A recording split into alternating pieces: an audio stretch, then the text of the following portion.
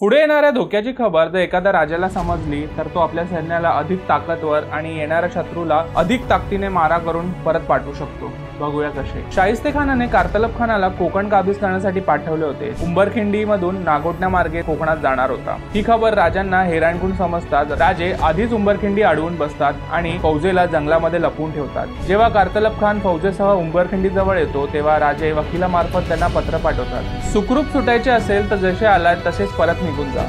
पण कारतलब खान का ऐकत नाही आणि आपल्या फौजेसह उंबरखिंडी पार करण्याचा प्रयत्न करू लागतो। पण ती खिंड जेवढी कठीण होती की त्याला ते पार करताच येत नव्हते। तेवढ्यात राजांच्या फौजेने कारतलब खानाच्या फौजेवर भडीमार हमला करतात आणि त्यांची दाणादाण उडवते। कारतलब खान घाबरतो आणि राजांची माफी मागतो। प्रचंड खंडणी त्याला द्यावी लागते आणि 2 फेब्रुवारी 1669 ला तो परत घेतो। तर असेच पुढे राजे आपले स्वराज्य कसे टिकवून ठेवतात हे येणाऱ्या पुढच्या रील्स आणि शॉर्ट्स मध्ये आपण पाहणारच आहोत। त्यासाठी फिरस्ता या अकाउंटला इंस्टाग्रामवर फॉलो करा, युट्यूबवर सबस्क्राइब करा।